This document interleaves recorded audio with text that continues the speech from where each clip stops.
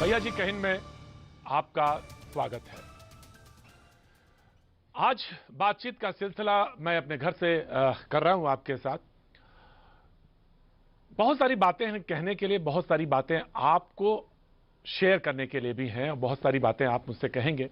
आज के बाद जो प्रोग्राम का हिस्सा होगा, हालांकि ये प्रोग्राम ऐसा रहा है जिसको कि मैं फुटपाथ पर करता रहा हूं, तमाम लोगों के बीच में करता रहा हूं। बंगाल के लौटने के बाद मैं लाइव पहली बार मुखातिब हो रहा हूं। पिछले लगभग 10 दिन मैं यहीं दिल्ली में था।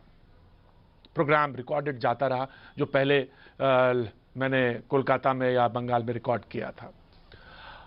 दरअसल मैं निराश कभी नहीं होता, न परेशान होता हूं, लेकिन आज दोनों हूं। निराश सिस्टम से और परेशान तमाम सारे उन लोगों को लेकर जिनसे सोचा था कि हेल्प मिलेगी या जब जरूरत होगी तो वो हेल्प सामने निकल कर आएगी। हताश हैं, परेशान हैं, लाख कोशिशों के बावजूद भी उन तमाम सारे लोगों की हेल्प नहीं हो पा रही है। साफ गोई के साथ मैं प्रोग्राम करूंगा, बहुत सारे लोगों को जोड़ने की कोशिश करूंगा कि आप सब लोगों की आवाज कम से कम जाए। होगा क्या, हो ये सकता है कि मुझे एक कहानी याद आती है और मैं उसको कोट करना चाहता हूं, आज कहना चाहता हूं। दरअसल वो ये कि एक छोटी सी गिलहरी राम सेतु बन रहा था और रेत में लेटती थी और जाके समुद्र में पहुंच जाती थी और कहती थी कि नहीं ठीक है, राम सेतु बन रहा, मेरा भी कंट्रीब्यूशन है। आज यही वक्त है कंट्रीब्यूशन का, कैसे भी हो, किस तरह से भी हो। कुछ थोड़े से केसेस में कमी आई है। मैं बातचीत शुरू करूं उससे पहले हालात जो कैनवस है वो खींचना चाहूंगा। हालात नंबर्स में थोड़ी सी कमी है, लेकिन निराशा, परेशानी, हताशा अभी भी, जब मैं प्रोग्राम आपके सामने आप बैठा हूं तो कॉल्स पे ही था। बहुत सारे लोग हेल्प के लिए बार बार कह रहे हैं कि कैसे, कहीं अस्पताल का बेड, कहीं ऑक्सीजन का सिलेंडर, कहीं रेमडेसिविर दवाई, तमाम सारे फोन कॉल्स हैं। उसी के बीच में दम तोड़ती हुई जिंदगी भी है। इस बीच में भी हाईकोर्ट का आदेश भी है। इन तब सारी चीजों के बीच में ये पहले एक कैनवस, उसके बाद मैं मुखातिब होता हूं तमाम सारे लोगों से सवाल जवाब के लिए। जी, महामारी को मात देने के लिए युद्ध स्तर पर अभियान चलाया जा रहा है।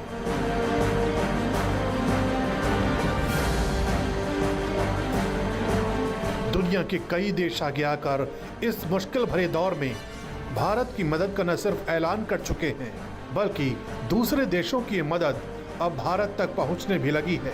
लेकिन वायरस के प्रसार की रफ्तार लगभग जस की तस बनी हुई है।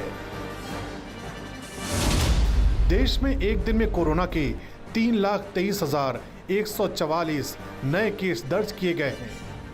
ये लगातार छठा दिन है जब देश में 3 लाख से ज्यादा मरीज सामने आए हैं।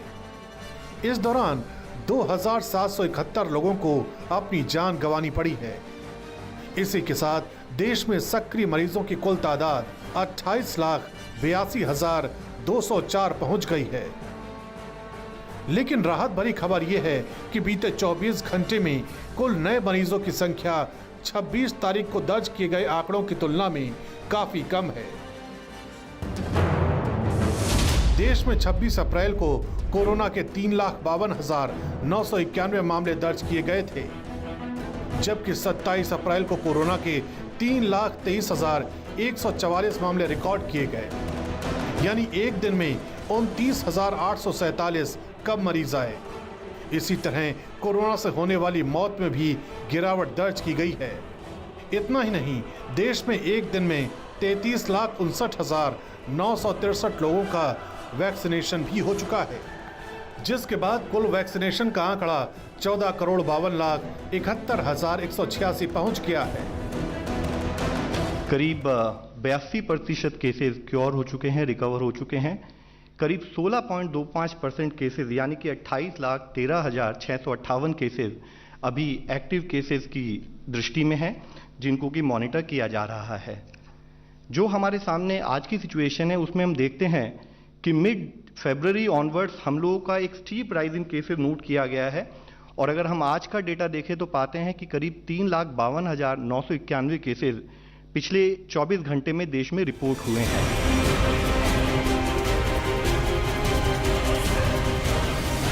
कोरोना से बचने के लिए सावधानी को ही सबसे बड़ा हथियार बताया गया है। बावजूद इसके अभी भी बहुत से लोग लापरवाही बरतने से बाज नहीं आ रहे हैं। यही वजह है कि कोरोना की चेन तोड़ना सरकार और सिस्टम पर भारी पड़ रहा है।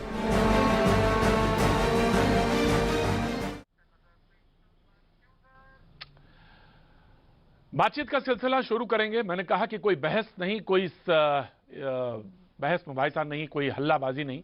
तमाम सारे वो लोग जो खासतौर से सीधे जुड़े हुए हैं और वो लोग जो कंट्रीब्यूट कर रहे हैं इस वक्त, उनसे बातचीत का सिलसिला जरूर जोड़ना चाहेंगे। हमारे जो मेहमान जो बातचीत के लिए आज जुड़ेंगे उनसे मैं तारुफ करा दूं। डॉक्टर स्वाति माहेश्वरी हमारे साथ जुड़ रही हैं।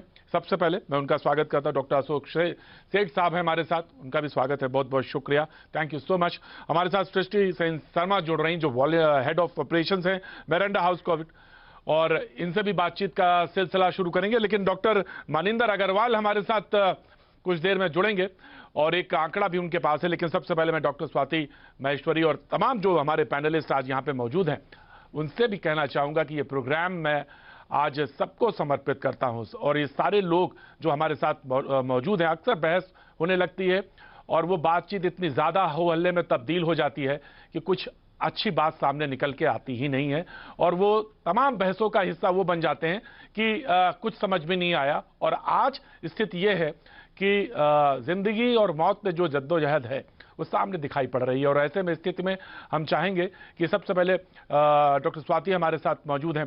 सवाल क्यों ना यहीं से शुरू किया जाए। डॉक्टर साहब, आपके सवाल हों, डॉक्टर साहब के पास सवाल हों, और उन सवालों के बीच में जो तमाम सारे लोग हैं जो आज फोन से जुड़ना भी चाहते हैं, और लिमिटेशंस हैं, लेकिन ठीक है, प्रोग्राम है, आज शुरू करते हैं, फिर देखते हैं कहां तक हम किस स्तर तक पहुंच पाते हैं, जैसे तमाम कोशिशें हो रही। डॉक्टर स्वाति जी बिल्कुल। सवाल ये था कि ये कहां पे, जहां पे जी मैं कुछ कहना चाह रहा था कि ये कि जहां पे हम खड़े हैं इस वक्त, जहां पे हम मौजूद हैं इस वक्त, ये कहा जा रहा है कि एक राइज अभी और आना बाकी है, एक और कहां पे पहुंचेंगे, पीक कहां है, ये किसी को नहीं पता। डॉक्टर स्वाति जी बिल्कुल ठीक कहा प्रतीक जी आपने। और जिस तरह से अभी सिलसिलेवार से आप देख रहे हैं, लगातार हम लोग हर दिन एक नया रिकॉर्ड विश्व का पूरा बना रहे हैं, और जिस तरह से अभी मामले सामने आ रहे हैं और लगातार मृत्यु दर भी जिस तरह से अभी हम बढ़ते हुए देख रहे हैं, ये बहुत ज़्यादा चिंताजनक है। और कहीं ना कहीं हमें अब ये सोचना होगा कि ये कहाँ जाके रुकेगा, क्या कहाँ तक ये आखिर जाने वाला है। और अगर ऐसी स्थिति होती है कि मंजर बहुत ज़्यादा खराब होता है, हम ऑलरेडी एक ऐसी जगह पे खड़े हैं जो कि बहुत क्रिटिकल सिचुएशन है, हम बहुत सारे लोगों को रोज खो रहे हैं, 30 सेकंड में भारत में एक व्यक्ति की मृत्यु आज हो रही है। ऐसी स्थिति में अगर हम इससे भी बुरे मंजर पर जाने वाले हैं, जो कि हमारे कुछ अब जो मॉडल्स हैं और प्रिडिक्शंस हैं उनका जिस तरह से कहना है, तो फिर बहुत ज़्यादा ज़रूरत है आज आत्ममंथन करने की और ये समझने की कि आखिर हमारी तैयारियां कैसी हैं, और आने वाले समय में जिन तैयारियों की बातें हम आज कर रहे हैं, क्या कल भी वो हमें सस्टेन कर पाएंगी या नहीं कर पाएंगी, या हमारी तैयारियों में हमें और ज्यादा इजाफा करने की जरूरत होगी। जी यही सवाल जो है कि क्या इजाफा करने की जरूरत है। मैं चाहूंगा कि आप जुड़े, डॉक्टर सेठ भी हमारे साथ जुड़े हैं। डॉक्टर साहब, आज ये जो प्रोग्राम है ये ऐसा है कि जिसमें आप कंट्रीब्यूट कहीं भी कर सकते हैं, कहीं भी बोल सकते हैं। ये इंतजार मत करिएगा कि एंकर कुछ बोलेगा तभी आपको बोलना है। मैं ये ओपन स्पेस है और ओपन है, इसमें ये ऐसी डिबेट में तमाम सारे हो हल्ला में बीत जाती है, लेकिन आज आप बोल सकते हैं। और मैं ये बात सृष्टि से भी कहना चाहता हूँ, सृष्टि आप भी कह सकती है, लेकिन प्रोफेसर मनिंदर हमारे साथ जुड़ रहे हैं IIT कानपुर से। प्रोफेसर, आपकी एक मैं देख रहा था, एक पेपर देख रहा था जिसमें लिखा था कि अभी तो पीक जो है आना बाकी है, और उसमें एक प्रेडिक्शन है जिसमें लिख रहे हैं कि आप 39 लाख और 14 लाख के बीच में पेशेंट आएंगे और 17 मई और के आसपास ये होगा। तो ये हम कह रहे हैं कि क्या ये पीक अभी आना बाकी है या नंबर्स अभी और होंगे? Professor Maninder, IIT Kanpur. जो हमारा मॉडल के द्वारा निकल के आ रहा है वो ये कि अभी कुछ दिनों और बढ़ने की संभावना है। जो एक्टिव केसेस हैं उसका पीक मई के मिडिल में करीब जो 38 से 45-46 लाख तक के बीच में होगा, और नए केसेस जो रोज आ रहे हैं जो अभी 3.5 लाख के आसपास हैं, वो मई के शुरू में कभी पीक पे होंगे, जो 4 लाख के आसपास। 4 लाख के आसपास होंगे। सवाल यह है कि अभी लगभग 3.5 लाख के आसपास हैं हम, प्रोफेसर। और ये आपका जो ये मॉडल है जिसपे आपका ये रिसर्च है, ये किस पर बेस है जो आप ये कहते हैं कि नहीं ये 40 लाख के आसपास होगा और इसका पीक कोई 15 मई और 17 मई के आसपास होगा? ये इसका आधार, इसका बेस क्या है? ये एक जितने पैंडेमिक होते हैं काफ़ी समय से उनको एक गणित के मॉडल उनके बना के उनके द्वारा उसको स्टडी किया जा रहा है। तो कोविड के लिए हमने एक नया मॉडल बनाया है गणित का प्रयोग करके, जिसमें डिफरेंशियल इक्वेशंस यूज़ की गई हैं और उनके जो पैरामीटर हैं वो उसकी वैल्यू हम डेटा जो रोज़ का आता है उससे एस्टिमेट करते हैं। पैरामीटर की वैल्यू बदलती भी रहती हैं, तो इस समय जो पैरामीटर की वैल्यूज़ हैं वो हमने इस समय का डेटा से एस्टिमेट किया करके निकाली हैं और उसके अनुसार ये निकल के आ रहा है कि आगे किस प्रकार पैंडेमिक बढ़ेगा और उसके बाद कब घटेगा, और वही सारी जो निष्कर्ष हैं वो हमने शेयर किए हैं। जी, मैं फोन कॉल पर भी हैं। मैं संध्या फर्नांडिस, मैं उनको भी जोड़ूंगा, बात करूंगा, लेकिन मैं प्रोफेसर मनिंदर, मैं एक बात मैं आपसे और जानना चाहता हूं कि ये कितना, मैं तो चाहूंगा ये गलत हो। आपको डॉक्टर अशोक सेठ कुछ बोलना चाह रहे हैं? डॉक्टर अशोक सेठ, या सर? जी, मैं ये कहना चाह रहा था कि ये एपिडेमियोलॉजिकल मॉडल्स और मैथमेटिकल मॉडल्स बहुत रेलेवेंट होते हैं फ्यूचर प्रेडिक्ट करने को, बट हमें ये भी समझना चाहिए कि दे डिपेंड अपॉन वायरस किस तरह से बिहेव करता है और पब्लिक किस तरह से बिहेव करती है, हम सोसाइटी में क्या चेंजेस ला सकते हैं। तो जैसे कंटेनमेंट जोन्स हैं, लॉकडाउन्स हैं, ये सब इस मॉडल को अफेक्ट करेंगे। तो अब तक अगर ये मॉडल बेस्ड है कि अब तक जैसा हुआ है अगर यही चलता रहा तो क्या होगा? क्यों Maninder ji? I think that is the important aspect of it. जी बिल्कुल डॉक्टर साहब, एकदम एग्जैक्टली सही कहा आपने। जो अच्छा मैंने कहा कि पैरामीटर की वैल्यूज मॉडल की बदलती रहती हैं और अगर देखें जो हमने अपने मॉडल के द्वारा निकाला है कि जो सेकेंड वेव आई है उसका कारण 2 पैरामीटर की वैल्यूज एक साथ बढ़ने की वजह से आई है। एक तो कांटेक्ट रेट जो नापता है कि कितनी तेज़ी से पैंडेमिक या वायरस फैल रहा है लोगों के बीच में, वो 50% के आसपास उसकी वैल्यू बढ़ गई। और दूसरा रीच होता है जो कि नापता है कि कितने प्रतिशत पॉपुलेशन में इस समय वायरस फैला हुआ है, जो लोग अपने को आइसोलेट किए हुए हैं वहाँ तक नहीं पहुँचा है, तो ऐसे कितने प्रतिशत हैं। तो रीच भी लगभग दुगनी हो गई है और उस दोनों की वजह से एकदम बहुत तेजी से इस बार बढ़ रहा है। और ये जैसे तो जो ये सवाल बार-बार पूछा जा रहा है, ऑफ कोर्स जी प्रोफेसर पूरी कर लीजिए, सेंटेंस पूरा कर लीजिए प्रोफेसर। मैं वैसे कहना चाह रहा हूं मैं डॉक्टर साहब आ रहा हूं मैं। जी डॉक्टर साहब ने जैसे कहा कि लोगों के अपने बिहेवियर की वजह से बहुत ज़्यादा इफेक्ट पड़ा है इस बार दोनों कांटेक्ट रेट और रीच में, क्योंकि बहुत सारे लोगों ने ये मान लिया कि अब कोरोना समाप्त हो गया है, आपको बाहर निकल के जैसे पहले राइट प्रोफेसर, ये सवाल मैं तो चाहूंगा कि ये थ्योरी आपकी गलत हो और गलत साबित हो और ये स्थितियां ना पहुंचे, लेकिन ठीक है, साइंस अपनी जगह है। और लेकिन इससे तमाम चीजें भी हैं कि अगर ये 39 और 40 लाख पहुंच रहा है तो ऑफकोर्स डॉक्टर स्वाति मैं आपके पास आ रहा हूं, लेकिन हमारे साथ संध्या फर्नांडिस जुड़ रही है, फाउंडर है एसओएस सेवियर्स की।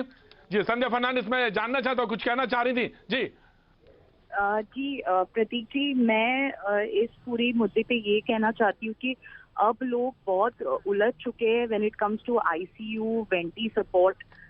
हम जैसे जो एक्सटर्नल इंडिविजुअल सोशल वर्कर्स हैं वो पूरी तरीके से हम पे निर्भर हो जाते हैं जब आईसीयू वेंटिलेटर सपोर्ट उनके पेशेंट्स को लगता है। काफ़ी बार वॉर रूम्स पे जब वो कोशिश करते हैं कि कनेक्ट करें तो ऐसा होता है कि टर्न अराउंड टाइम बहुत लेट हो जाता है। आप ये भी देख सकते हो कि अभी 30 से 35 साल के जो यंग पेशेंट्स हैं जो या तो जंप करते हैं टेस्ट या फिर उनको टेस्ट पॉजिटिव आता है बट ज़्यादा कोई सिम्टम्स नहीं होता, वो घर पे रहते हैं और सडनली उनके सैचुरेशन डिप्स इतने ज़्यादा हो जाती है कि फिर उनको बेड ढूंढना बहुत मुश्किल हो जाता है। एंड दीज पेशेंट्स ये सारी ही ICU वेंटी सीट पे हम तक बहुत अच्छा सवाल है आपका संध्या, नो डाउट, बहुत अच्छा सवाल है। डॉक्टर सेठ इसका जवाब देंगे, लेकिन डॉक्टर स्वाति महेश्वरी कुछ कहना चाह रही थी। Doctor Swati Maheshwari, professor Mahendra ji, Swati Maheshwari doctor Maninder के प्रश्न पर कुछ कहना चाह रही थी। स्वाति महेश्वरी, मैं बहुत छोटी सी बात यहाँ बोलना चाह रही हूँ प्रतीक जी की, खास तौर से जो ये हमारे मैथमेटिकल मॉडल्स हैं, इनकी एक सबसे अच्छी बात ये होती है कि ये सरकार को आगाह करने के लिए है कि आने वाले वक्त में सूरतें यहाँ तक पहुँच सकती हैं, तो आप अभी से वो कदम उठा लीजिए जिससे कि हम वहाँ तक ना पहुँचे। आज आप सबसे ज्यादा जो नेताओं से सुन रहे हैं वो यही सुन रहे हैं कि हमने सोचा ही नहीं था कि ऐसा होगा, हमने कल्पना नहीं की थी कि इतने लोग आएंगे और हमें ऑक्सीजन की इतनी जरूरत पड़ेगी। तो ये मैथमेटिकल मॉडल्स का असली मकसद जो है वो यही है, लोगों में पैनिक फैलाना नहीं है। इन मैथमेटिकल मॉडल्स का मकसद ये है कि सरकार को जो है एंटिसिपेट कराए कि आने वाले वक्त में आपको इतने बड़े लेवल पर अपनी तैयारियां रखनी होंगी, क्योंकि ये मंजर सामने आ सकता है। तो आज से तैयारी करिए उस चीज के लिए, इसके बजाय कि हम बाद में बैठ करके सोचे कि इतना नुकसान हो गया और अब हमें समझ नहीं आ रहा कि हम इसको कैसे कंटेन करें। तो मुझे लगता है कि ये जो मॉडल्स हैं ये सरकारों तक पहुंचने बहुत जरूरी है, उन्हें समझना जरूरी है कि हमारी तैयारी आज जी बिल्कुल डॉक्टर साहब, ये बात सही है, लेकिन सवाल ये था कि ये बहुत पहले कहीं ना कहीं इनके एस्टिमेशन होने चाहिए थे, कहीं बहुत पहले। ऐसा नहीं था प्रोफेसर मनिंदर की स्टडी आज ही शुरू हुई है, पहले भी थी, तमाम सारे लोग थे, तमाम सारे आयोग थे, और ये तमाम सारी चीजें सोची जानी चाहिए थी। सृष्टि, मैं आपके पास आ रहा हूं, लेकिन डॉक्टर अशोक कुछ जवाब देना चाहेंगे, जो कि संध्या जी ने बात उठाई थी कि हम कितने प्रिपेयर्ड होंगे अगर यही सारा मॉडल ये रहा, तो हम कहां पे खड़े होंगे, हमारे पास क्या तैयारी होगी और किस तरह की हमें चीजें जरूरत होंगी। क्योंकि अभी जब हालात ये हैं कि कहीं कोई बेड अवेलेबल नहीं है, तो क्या हालात होंगे जब ये अगर पीक कहीं 17 मई है, तब क्या स्थिति होगी। डॉक्टर सेठ, ये तो हमें सिंपली बात यही है कि हमें उस पीक को पहुंचना नहीं है, हमें चेंज करना है उसको, और वो चेंज यही हो रहा है। आपने देखा होगा, पहले तो मैं कह देना चाहता हूं कि सिचुएशन ग्रिम है, खराब है, कई लोगों को एडमिशन नहीं मिल रहा है, और हमें उसकी बहुत ही अफसोस होता है एज अ डॉक्टर कि हम लोगों की जानें नहीं बचा सकते हैं या उनको बेड्स नहीं मिल रहे होते हैं और ऑक्सीजन की कमी होती है, क्योंकि पिछले 1 साल से इसी कोविड को लड़ रहे हैं, पर ऐसी सिचुएशन कभी नहीं पहुंची। पर दूसरी तरफ से मैं लोगों में इतना डिप्रेशन भी नहीं देखना चाहता। मेरा कर्तव्य है कि उनको रे ऑफ होप दिखाई जाए, पैनिक न कराया जाए, और ये भी दिखाया जाए कि देखिए महाराष्ट्र ने, मुंबई ने अपने पूरे जो उन्होंने सोचिए कि जो बिहेवियर्स चेंज किए, जो उन्होंने मिनी लॉकडाउन किया या कंटेनमेंट किया, उसका जो 2 हफ्ते में या 3 हफ्ते में इफेक्ट दिखता है, वो अब दिखा जा रहा है। उनके केसेस कम होते जा रहे हैं, वहाँ पे वो हाहाकार नहीं है जो 3 हफ्ते पहले था। तो आई थिंक अगर हम लोग ये समझें कि इस टाइम पे जो हमसे ज़रूरतें हैं, जो हमारा कर्तव्य है इस टाइम पे, जो हमारे ऊपर कंटेनमेंट लाया गया है, और आप इस कंटेनमेंट को ना समझे कि ये आपका लॉकडाउन है, ये एक इम्पोजिशन ऑफ पॉलिसी है जिसमें कि अननेसेसरी गैदरिंग्स ना हो, एक कोविड अप्रोप्रिएट बिहेवियर आए, और कुछ समय तक हम अपने आप को एटलीस्ट कंट्रोल करके बाहर न घूमें, अननेसेसरी न घूमें, एक दूसरे को कोविड न पास करें, इस एनिमी को हम प्रोपगेट होने से बचाएं, तो हम उस मॉडल पे नहीं पहुंचेंगे। वही तो स्वाति जी भी यही कह रहे हैं कि हम नहीं पहुंचेंगे, हम उसी को तोड़ सकते हैं, हम उसको ओवरकम कर सकते हैं, और यही हमारा मकसद होना चाहिए डिस्कशन का कि अब क्या करें।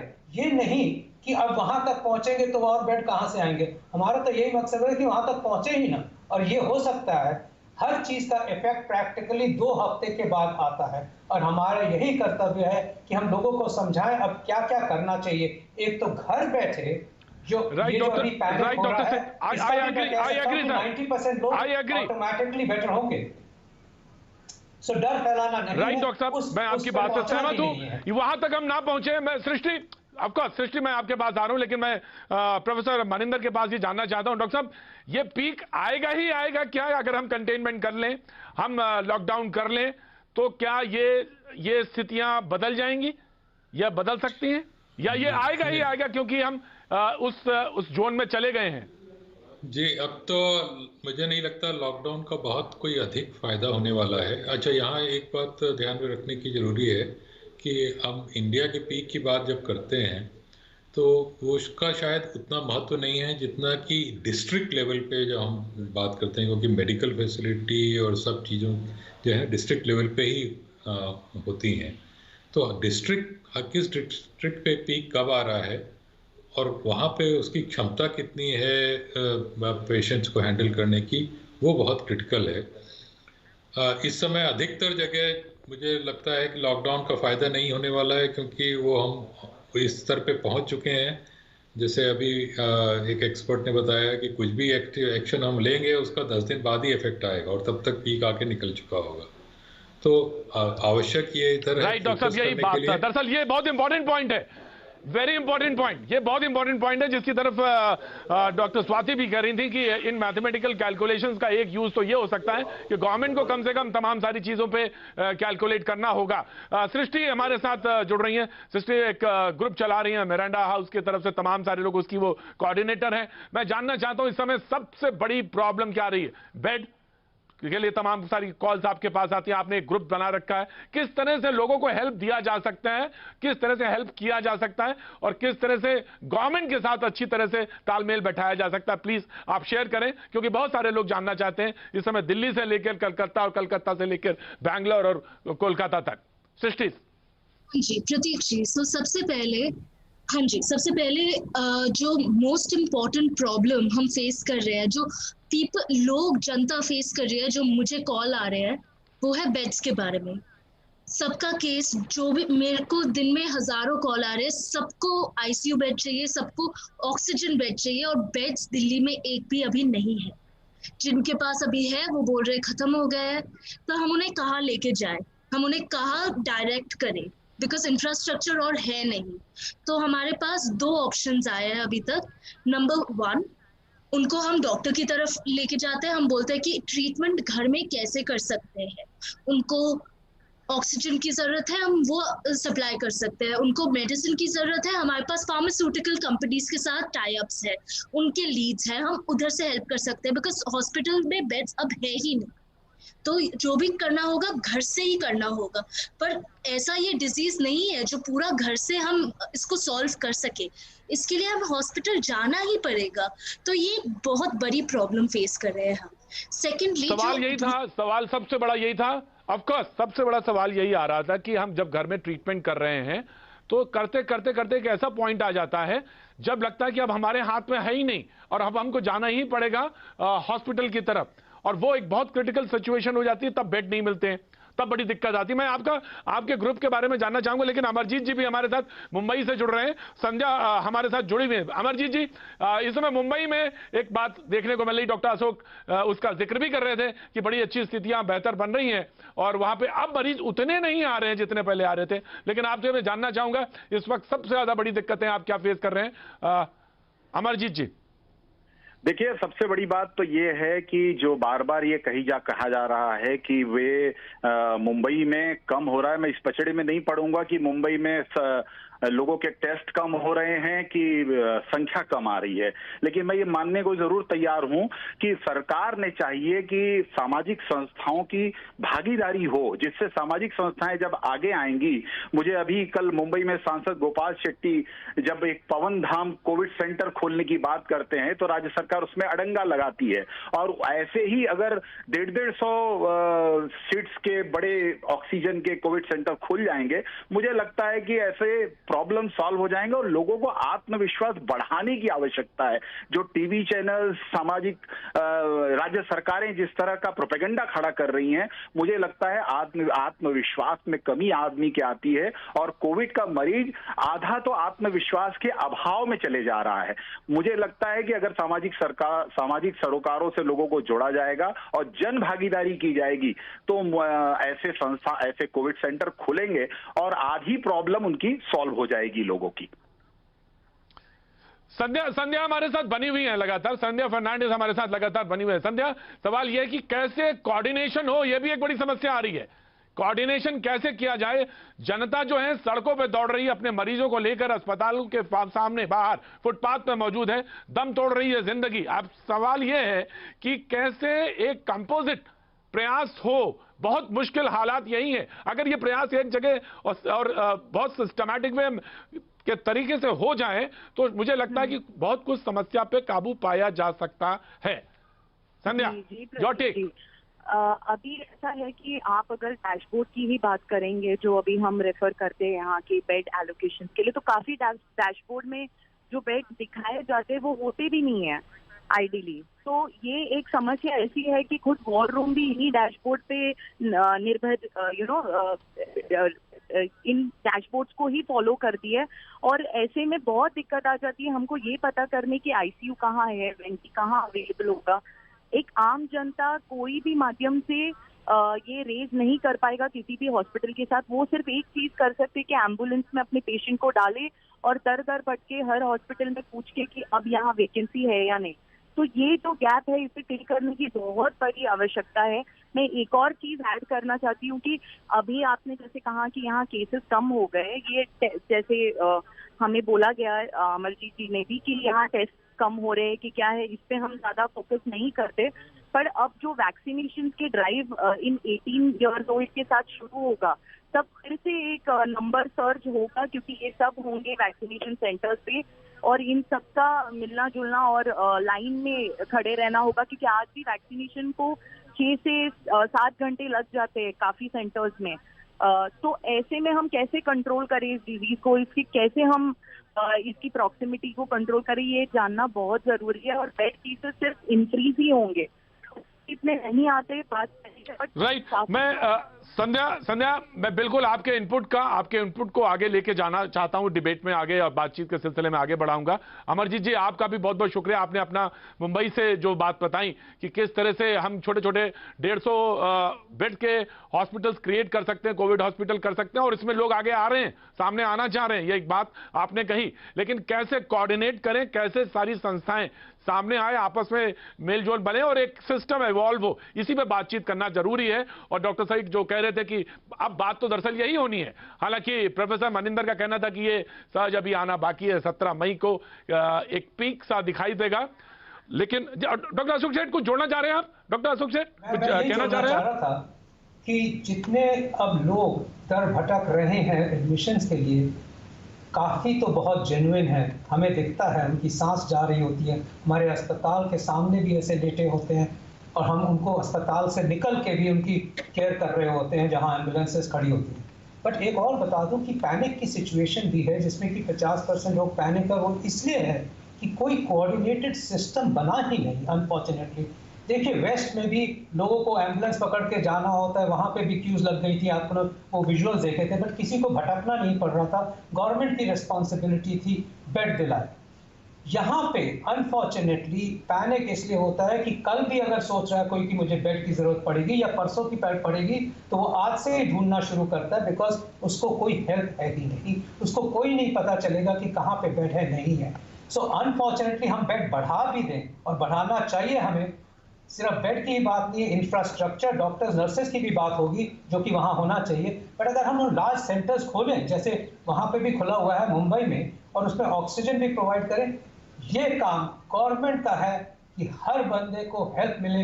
जिस तरह वो मिरांडा हाउस की छात्राएं कर रही हैं, मैं उनको सलाम करता हूँ, मैं उनको रियली रिस्पेक्ट देता हूँ कि उन्होंने ऐसा किया। यही काम गवर्नमेंट को करना चाहिए था, वही काम government responsibility. After all 1000 helplines खोल सकती हैं, फोन करे, कोई भी किसी को जरूरत है फोन करे, पूछे कि कहाँ बेड अवेलेबल है, वो उनको ढूंढ के दे बेड। सेंट्रलाइज सिस्टम, डॉक्टर साहब वही बात है, मकसद भी डॉक्टर साहब मकसद भी यही है। अगर आप अपना कोई सुझाव देना चाहते हैं और अपनी कोई बात रखना चाहते हैं, भैया जी कहीं के इस प्रोग्राम में आप जुड़ सकते हैं, अपनी बात कह सकते हैं, और हम कोशिश ये करें, मैंने पहले भी कहा प्रोग्राम आपको समर्पित है। डॉक्टर स्वाति महेश्वरी कुछ अपनी बात कहना चाहती, मैं डॉक्टर साहब आता हूं, लेकिन वक्त एक छोटे से ब्रेक का है। ब्रेक के बाद मैं आपसे आपके सुझाव से बात शुरू करूंगा। वक्त एक छोटे से ब्रेक का।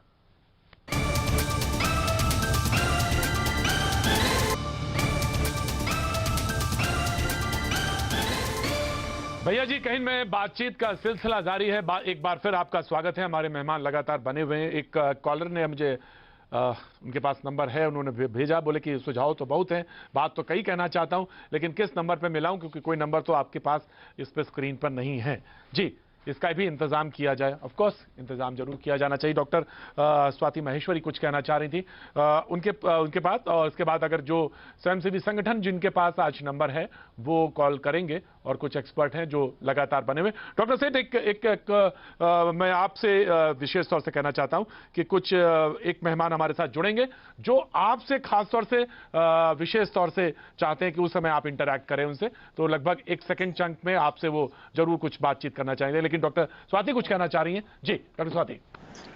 जी प्रतीक जी, मुझे ऐसा लगता है आज की तारीख में अगर आप देखें तो एक चीज जिसकी सबसे ज्यादा कमी हो गई है वो है आश्वासन। अगर आप देखें, अगर हम उसी को वापस रिस्टोर कर पाए, अगर हम लोगों के मन में ये कॉन्फिडेंस जगा पाए कि अगर आपको बेड की जरूरत पड़ेगी, अगर आपको ऑक्सीजन की जरूरत पड़ेगी, तो ये सुविधा आपके लिए अवेलेबल होगी, तो मुझे लग रहा है कि ये जो पैनिक की सिचुएशन है ये काफी कम हो सकती है। क्योंकि आज इसके अभाव में जो है लोग पैनिक कर रहे हैं। इसी की वजह से आज लोग बार बार पहले ही सोचने लगते हैं, जैसे डॉक्टर सेठ सर ने भी बोला अभी, कि लोग पहले से तैयारी करने लगते हैं कि कल को अगर हमारे साथ ये दशा हो गई तो हम कहाँ जाएंगे, क्या होगा। कहीं ऐसा तो नहीं कि हमें तब बेड ना मिले, आज हम 2 दिन पहले ही बेड ऑक्यूपाई कर लेते हैं कि हमारे साथ ऐसी स्थिति आई तो हमें तब भागना ना पड़े। तो ये अगर आज सरकारें कोशिश करके इस चीज को रिस्टोर कर ले, किसी तरह से लोगों के मन में ये आश्वासन आ जाए दोबारा कि सरकार हमारे साथ खड़ी है, हमारे लिए सुविधाएं अवेलेबल है, तो हम इस स्थिति को और अच्छे से जीत पाएंगे और अच्छे से इसे हम कंट्रोल कर पाएंगे। और जो आप मारामारी डॉक्टर स्वाति, ये आपका जो बिल्कुल सही, वही जी बिल्कुल सही आपने कहा। मैं एक कॉलर है हमारे एक्सपर्ट, ऑफ कोर्स मैं आपका सवाल लेता हूं। मैं डॉक्टर स्वाति आपका सवाल लेता हूं। मोहित मिश्रा है, जर्नलिस्ट है और काफी अच्छा काम कर रहे हैं इनके ग्रुप के साथ, और मैंने दोपहर में इनके साथ कोऑर्डिनेट भी किया एक हॉस्पिटल के बेड के लिए जिसका आप जिक्र कर रही थी कि ये सबसे बड़ा सवाल इस वक्त है। और मैं चाहता हूं कि इस पर सृष्टि सेन शर्मा भी कुछ बोलेंगे, वो कैसे काम कर रही है और कैसे लोगों की हेल्प हो सकती है, क्या नंबर है उनका, किस तरह से लोगों की, वो वेरेंडा हाउस के तमाम सारे लोग जो कर रहे हैं हेल्प, तो वो कैसे कर रहे हैं। तो लेकिन मोहित मिश्रा कुछ कहना चाहते हैं। जी मोहित जी, स्वागत है। प्रतीक जी, शुक्रिया प्रतीक जी। प्रतीक जी, मैं कहना चाह रहा हूँ जो मैंने अभी तक ऑब्जर्व किया है वो ये है कि इंफॉर्मेशन का एक वैक्यूम है, और उस वजह से हल्की सी भी झलक इंफॉर्मेशन की दिखती है तो सब उस तरफ दौड़ पड़ते हैं। जैसे राधा स्वामी सत्संग व्यास में 1000 बेड का अगर तैयार होना था हॉस्पिटल, ये इंफॉर्मेशन पूरी दुनिया, पूरे भारत में, दिल्ली की बात कर रहे हैं आप, दिल्ली की बात कर रहा हूँ, पूरे भारत की बात है आपको कर रहे हैं। और वो वैक्यूम, इंफॉर्मेशन का वैक्यूम सबसे पहले खत्म होना चाहिए। एक एसओपी बने जो सब जगह प्रसारित हो कि क्या करें, किस स्टेज पर क्या करें, और अश्योरेंस हो कि वो इस एसओपी को फॉलो करने के बाद में दिक्कत नहीं आएगी। सबसे बड़ी दिक्कत पैनिक की है, और वो इंफॉर्मेशन वैक्यूम की वजह से मुझे ऐसा लग रहा है कि है वो सिचुएशन। बहुत अच्छी बात कही आपने, बहुत अच्छी बात कही आपने। ये जो इंफॉर्मेशन का वैक्यूम बनना है, इस पे डॉक्टर सेठ का भी हम व्यू पॉइंट लेना चाहेंगे, लेकिन डॉक्टर स्वाति कुछ कंप्लीट करना चाह रहे हैं। लेकिन सृष्टि कुछ आपको जोड़ना चाह रही है इसमें, आप जोड़ना चाह रही हैं सृष्टि, जोड़ना चाह रही हैं जी। तो आप जो बोल रहे हैं एकदम सही है कि इसका एक इंफॉर्मेशन वैक्यूम क्रिएट हो जाता है, और इसके ऊपर एक इंफॉर्मेशन, बहुत कीमती वाली इंफॉर्मेशन नहीं जा रही है। वो है कि आपको पहले अपने DSO, अपने डिस्ट्रिक्ट सर्विलेंस ऑफिसर से अप्रूवल चाहिए होगी। अब लोगों को ये इंफॉर्मेशन जब नहीं होती, वो पहले पहुंच जाते हैं राधा या जहाँ पे भी केयर सेंटर है कोविड का, वहां पे पहले पहुंच जाते हैं। डिस्ट्रिक्ट सर्विलांस ऑफिसर को आप फोन करिए, मैं खुद बता रहा हूं, उनके जो नंबर हैं, जो 2 नंबर हैं, पता चला सुबह 6 बजे से लेकर दोपहर 3 बजे तक, और 3 बजे से लेकर रात 9 बजे तक, फिर रात 9 बजे से लेकर सुबह 6 बजे तक, वो नंबर ही नहीं मिलते हैं। आप परेशान रहिए। अब जिसका ऑक्सीजन लेवल 60 पहुंच गया, जिसको तुरंत चाहिए ऑक्सीजन, और तुरंत चाहिए हॉस्पिटल, ऑक्सीजन नहीं हॉस्पिटल चाहिए, तो वो कैसे वेट करे, कहां जाए, किस तरह से जाए, ये लाचारी है। इसको एड्रेस करने की जरूरत है, जिसके लिए डॉक्टर स्वाति मैं आपके पास आ रहा हूं। लेकिन हाँ सृष्टि, आप पूरी बात करिए। बिल्कुल, इस जो प्रॉब्लम हो रही है वो है कि हेल्पलाइन काम ही नहीं कर रहे, ये नंबर काम ही नहीं कर रहे। मुझे सुबह से इतने कॉल्स आ रहे हैं कि अच्छा आपका ये जो इन्फॉर्मेशन निकला है ये वेरीफाइड जेन्युइन इन्फॉर्मेशन है क्या, बिकॉज व्हाट्सएप में इतने सारे नंबर है, आधे तो काम करेंगे नहीं। और हमारे यहाँ पे कॉल जब आते हैं हर 10 सेकंड एक कॉल आ जाता है, तो ऑब्वियसली बिजी आएगा कॉल। अब हम भी ट्राई कर रहे हैं सबको हेल्प करने की, तो डेफिनेटली हम तो बस एक स्टूडेंट है, हमारे पास ऐसी सुविधाएं नहीं है कि हम एक हेल्पलाइन ऐसा प्रॉपर क्रिएट कर सके जहाँ पे ऐसे डायरेक्टली प्रॉपर चैनल्स क्रिएट हो सके। पर गवर्नमेंट के पास तो ये सब है, आप लोग क्यों नहीं कर रहे हो? गवर्नमेंट, मेरी जेन्युइन विनती है कि आप लोग जो हेल्पलाइन क्रिएट कर रहे हो, ऐसा नहीं होना चाहिए कि लोग जब कॉल करे उधर उनको आधे घंटे वेट करना पड़े। मुझे करना पड़ा, मुझे वेरीफाई करने के लिए मुझे आधा घंटा आराम से वेट करना पड़ा, तब भी मुझे कॉल नहीं लगवाया। अब ऐसी सिचुएशन में आम आदमी क्या करेगा? सबसे यही समस्या सबसे बड़ी आ रही है। डॉक्टर स्वाति, आप कंप्लीट करना चाह रही थी, कुछ बात कर रही थी जी? सॉरी, मैं आगे आपके पास। डॉक्टर स्वाति जी, मैं यही कहना चाह रही थी कि जो अभी मिरिंडा हाउस के हमारी जो पैनलिस्ट हैं ये भी बोल रही थी कि जब तक कहीं सेंट्रली इन चीज़ों को मॉनिटर नहीं किया जाएगा तब तक किसी को भी राहत मिलने वाली नहीं है।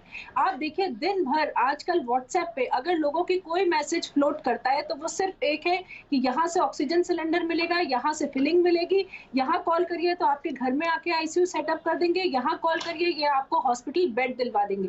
इन चीज़ों से आप सोचिए कि लोगों में पैनिक और ज्यादा बढ़ रहा है। लोग ये सोच रहे हैं कि हमें इन नंबर्स को सेव करना चाहिए, हमें इन पे कॉल करके पता करना चाहिए कि कल को हमारे साथ कुछ होगा तो हम कहाँ जाएंगे, कैसे होगा। जब तक गवर्नमेंट इन चीजों की सुविधा खुद प्रोवाइड नहीं करेगी लोगों को, और मैं सोचती हूँ कि पता नहीं कैसे ये लोग भी इस वक्त इस स्थिति में कैसे काम कर पा रहे होंगे, कैसे ये लोग लोगों को बेड दिला पाते हैं, कैसे दवाइयां दिला पाते हैं, किन संघर्षों से मैं यही बात जाना। मोहित जी, ऑफकोर्स मोहित जुड़े हुए हैं डॉक्टर स्वाति, मैं चाहता हूं आप भी सवाल कर सकती हैं उनसे। डॉक्टर मोहित मौजूद है हमारे साथ, पत्रकार हैं। मोहित, जानना चाहता हूं, आपका ग्रुप काम कर रहा है, सृष्टि का ग्रुप काम कर रहा है, सवाल सबसे ज्यादा बेड को लेकर आते हैं, ऑक्सीजन सिलेंडर को लेकर आते हैं, कैसे मैनेज कर रहे हैं आप, कैसे दिला रहे हैं, कैसे लोगों को सुविधा मिल रही है, ये जानना चाहते हैं। और दिक्कतें क्या आ रही हैं, रोड़ा क्या है सबसे बड़ा? देखिए, बहुत दिक्कतें आती हैं। एक तो हर कॉल एकदम SOS जैसा कॉल होता है, 100 बार 100 जगह फोन करना पड़ता है, बिजी लगातार फोन आते हैं, रिक्वेस्ट करनी पड़ती है, करीब हाथ पैर जोड़ने पड़ते हैं, और कॉल रिक्वेस्ट करीब सिमिलर है सबकी। रेमडेसिविर दवा चाहिए, ऑक्सीजन सिलेंडर चाहिए, ऑक्सीजन भरवानी है, बेड चाहिए, वेंटिलेटर चाहिए, रिक्वेस्ट सिमिलर हैं। और हजारों कॉल अगर आ रहे हैं, और सिर्फ मेरा तो बहुत एक छोटा सा कोशिश है, हजारों कॉल आ रहे हैं, गिड़गिड़ाना पड़ रहा है लोगों के, प्लीज कि कुछ कर दीजिए। कहीं से इंफॉर्मेशन मिल पाना, ऑथेंटिक इंफॉर्मेशन मिल पाना बहुत मुश्किल हो पाता है। तब 100 कॉल करते हैं, तब जाके एक हेल्प हो पाती है जाके। और कई लोगों के पास तो इतने फोन जाते हैं कि उन्होंने अपने फोन ही बंद कर लिए, तो उनको डॉक्टर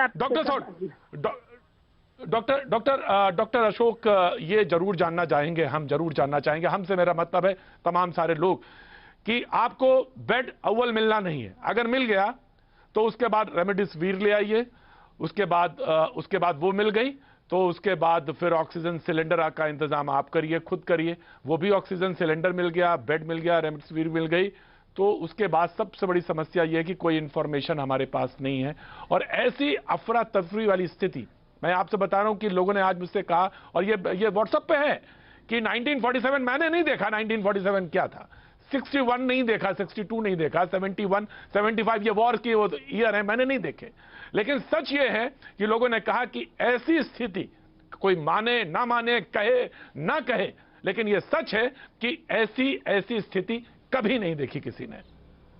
निराशा नहीं, बात निराशा की नहीं है। डॉक्टर बघेल, मैं आपका भी स्वागत कर रहा हूं। डॉक्टर सेठ कुछ कहना चाह रहे हैं, जोड़ना चाह रहे हैं। मैं ये कह रहा था कि किसी भी डॉक्टर ने, और हम 40 साल से प्रैक्टिस कर रहे हैं, न कभी देखी थी, न कभी सोचा था देखेंगे, और बस यही प्रेयर करते हैं कि ऐसी स्थिति आगे कभी ना देखनी पड़े। बिकॉज क्लियरली हमें भी इतने 100 कॉल्स हर डॉक्टर को आ रहे हैं, दोस्त हैं, उनमें पेशेंट्स हैं, ऐसे पेशेंट्स जिनके साथ 25 साल से हमने ट्रीटमेंट की हुई है, रिलेटिव्स हैं, दूसरे पेशेंट्स हैं, हार्ट पेशेंट्स हैं, नॉन हार्ट पेशेंट्स हैं, कोविड पेशेंट्स हैं, और हम उनकी मदद नहीं कर पा रहे हैं, हम उनको बेड नहीं दिला पा रहे हैं।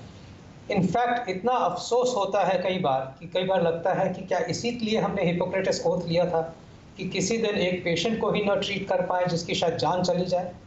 हम अपने तरफ से तो सिर्फ कॉन्फिडेंस दे सकते हैं अपनी तरफ से उनको एजुकेशन दे सकते हैं, अपनी तरफ से कैसे कह सकते हैं कि ठीक है नेक्स्ट बेड होगा, हम आप ही के लिए कोशिश करेंगे। बट एक और बात बताऊं, एक इंटरप्ट नहीं करना है, इस बात पे बहुत इंपॉर्टेंस मैं दे रहा हूं कि हमारा कर्तव्य ये है कि उनको किसी तरह सलाह, कॉन्फिडेंस, एम्पैथी दे के उनको ट्रीट करते रहें, चाहे वो घर में भी हम ट्रीट कर रहे हैं, सो दैट वो डायरेक्ट कनेक्ट बना रहे।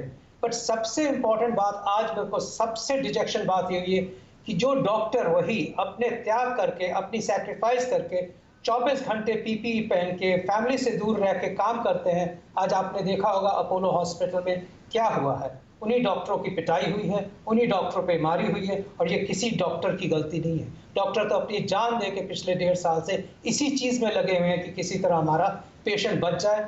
इनफैक्ट ऐसी भी कहानियां हैं, 800 डॉक्टर जो मरे हैं, फ्रंटलाइन वर्कर्स मरे हैं, हेल्थ केयर स्टाफ मरे हैं, वो इसी वजह से मरे हैं कि पेशेंट न बचे। एक डॉक्टर को कोविड हुआ था, उसके साइड वाले बेड में कोविड पेशेंट को कार्डियक अरेस्ट हुआ, डॉक्टर ने अपना मास्क हटा के उसको रिससिटेट करके अपना मास्क पहनाया था। ये भी कहानी है, वो खुद उसके बाद मर गया, बट पेशेंट को उसने जरूर बचा दिया। आज जो अपोलो हॉस्पिटल में हुआ है आपने सुना ही होगा। आई थिंक हमारे को कहने की जरूरत है, इस मंच पे कहने की जरूरत है कि कैसे किसी डॉक्टर की पेशेंट्स के रिलेटिव ने पिटाई कर दी, जबकि किस डॉक्टर की ये गलती है। वो आफ्टर ऑल उसी ऑक्सीजन से काम कर रहा है, उसी इंफ्रास्ट्रक्चर को बांट रहा है। वो तो 24 घंटे काम कर रहा है कि किसी तरह हर पेशेंट बचे। जो अंदर आ भी रहा है उसको भी किसी तरह ऑक्सीजन मिल जाए। वो तो ये भी चाहता है कि हमारी ऑक्सीजन चली जाए, बट हमारे पेशेंट को ऑक्सीजन जरूर मिलनी चाहिए। फिर भी ये हाल हो रहा है। डॉक्टर साहब मैं बिल्कुल बात अनफॉर्चुनेट डॉक्टर साहब मैं ये इस अनफॉर्चुनेट डॉक्टर साहब ये बहुत ही दुखद है, बहुत दुखद है, बहुत दुखद है डॉक्टर साहब। ये स्थितियां नहीं होनी चाहिए। लेकिन मैं डॉक्टर साहब जहां से मैंने प्रोग्राम शुरू किया था, और प्रोग्राम मैंने ये शुरू किया था यहां से कि क्या नंबर्स बढ़ सकते हैं, क्या पीक आएगा, और अगर पीक आएगा तो हमको अलर्ट रहना है। वो नंबर्स बहुत डरावने हैं डॉक्टर साहब। मैं डरा नहीं रहा, लेकिन हमें आंख खुल के रखनी है, हमें रोशनी की तरफ देखना है। मैं कभी जिंदगी में निराश नहीं हुआ और ना ही कभी मैं परेशान हुआ, लेकिन मैं प्रोग्राम करता रहा। 16-17 बरस हुए तो मैं इस तरह के टेलीविजन के प्रोग्राम कर रहा हूं, 25 वर्ष से पत्रकारिता कर रहा हूं। लेकिन मैं आपसे बताऊं, मैंने कभी निराशा नहीं देखी और ना मैं निराश हूं। लेकिन मैं सिर्फ एक बात कहना चाहता हूं कि अगर नंबर बढ़े डॉक्टर साहब, नंबर बढ़े, तो सवाल यह है कि जो लोग अपने मरीज को लेकर अस्पताल के बाहर खड़े हैं, जस्टिफाई नहीं की जा सकती कोई भी चीज। अगर आप आप डॉक्टर्स पे हाथ उठाते हैं तो आप अपराध कर रहे हैं, अपराध नहीं घोर अपराध कर रहे हैं। जो आपको जीवन देना है आप उस पर हाथ उठाते हैं तो अपराध है। लेकिन ये नंबर्स बढ़े तो स्थितियां बहुत विकट होगी और हमको प्रिपेयर्ड होना पड़ेगा। डॉक्टर विशाल सिंह मैं आपका स्वागत करता हूं। डॉक्टर विशाल सिंह मैं आपका स्वागत करता हूं। मैं आपको डिबेट से जोड़ना चाहता हूं, बातचीत से जोड़ना चाहता हूं, लेकिन एक वक्त थोड़े से ब्रेक का है। ऑफकोर्स मुझे मालूम है पीपी किट लगाए हुए हैं और कितनी दिक्कत होगी इस समय मैं समझ सकता हूं। तो एक थोड़ा सा ब्रेक दीजिए, ब्रेक के बाद मैं फिर वापस हाजिर होता हूं।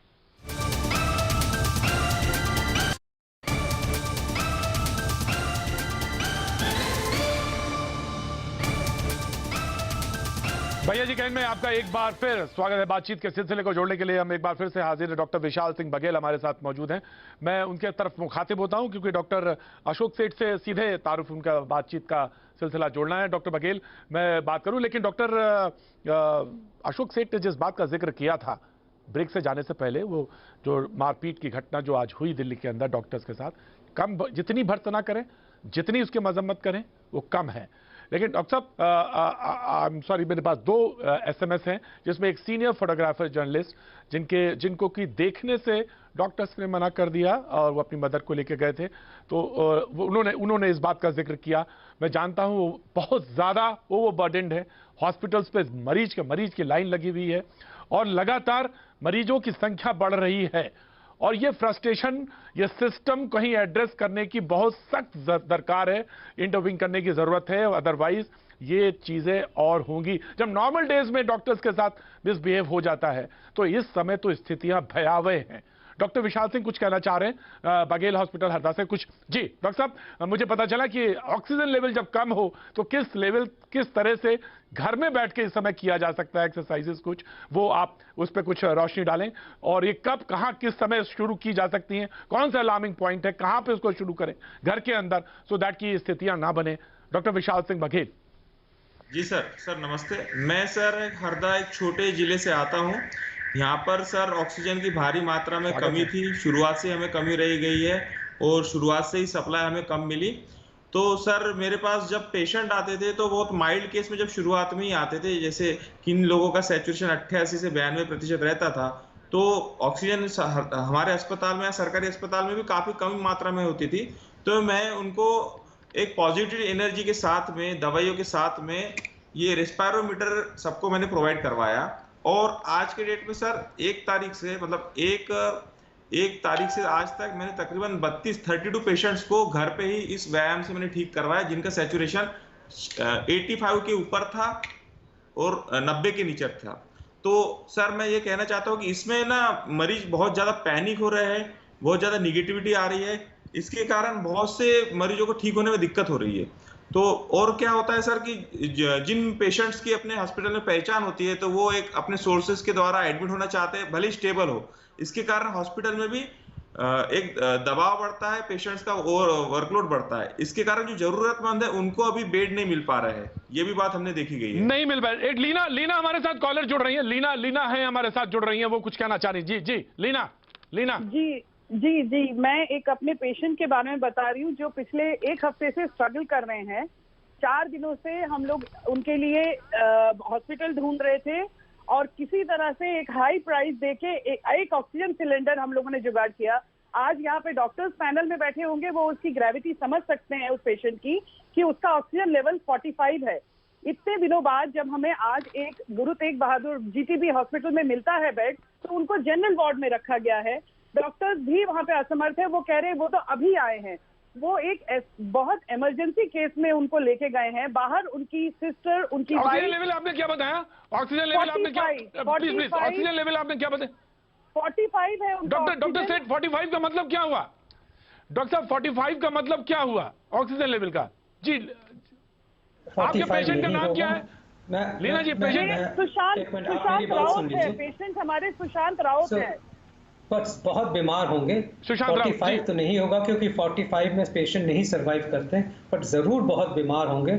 और यही तो हमारी सबसे बड़ी प्रॉब्लम्स हैं कि ये रेस्पॉन्सिबिलिटी एक्चुअली इस बार मैं आपको 3 सुझाव देता हूँ। ऐसे ही तो दृश्य हमें देख के बड़ा अफसोस होता है कि यस इनकी जान कभी भी जा सकती है, येट इनके लिए अस्पताल में घुसे हैं तो अप्रोप्रिएट फैसिलिटीज़ नहीं है, बेड पे डाल दिया गया है और न ही ऑक्सीजन बेड होगा, न ही इनका नेक्स्ट चीज़ इनको रिक्वायर्ड है आईसीयू बेड मिलेगा नहीं। एंड अनफॉर्चुनेटली क्या फ़ायदा हुआ फिर अस्पताल के एडमिट होने का ही, सिर्फ एक बिस्तर ही मिला उन्हें। अनफॉर्चुनेटली देखिए 3 चीज़ें होनी चाहिए अगर किसी ने सुनना है इस टाइम पे। एक तो स्टेट और सेंटर ने पॉलिटिक्स ख़त्म करनी है। ये इनकी पॉलिटिक्स हमें दिल्ली को यतीम बना देगी। मैं आग्रह कहता हूं कि this is the time to cooperate, work together. Centre और स्टेट काम कर दे, ये सब चीज़ें within few days solve हो सकती है, विद इन 5 डेज सॉल्व हो सकती है। सिर्फ अपने डिफरेंसेस को खत्म करके दिल्ली को यतीम न बनाएं, ये मेरी एक रिक्वेस्ट है, ये मेरा एक आग्रह है। सेकंड पॉइंट वेरी इंपॉर्टेंट है कि लोगों की रिस्पॉन्सिबिलिटी है कि अब Covid appropriate behaviour is a must. ये चेन को हमारा तोड़ना है। हम वायरस को प्रोपोगेट कर रहे हैं, हम एनिमी को हेल्प कर रहे हैं हर जगह पे। तो हमारी मास्किंग तो खत्म ही हो गई है। अपने लिए डबल मास्किंग कीजिए, not single mask, double masking कीजिए सो दैट हम 95% श्योरिटी से इस वायरस की ट्रांसमिशन को रोक सकें, जिसका फायदा हमें 2 हफ्ते में मिलना शुरू हो जाएगा। और तीसरी बात बहुत इंपॉर्टेंट है, वैक्सीनेशन। हेजिटेंसी को खत्म कीजिए, दौड़िए और भागिए वैक्सीनेशन की ओर। जिनको डॉक्टर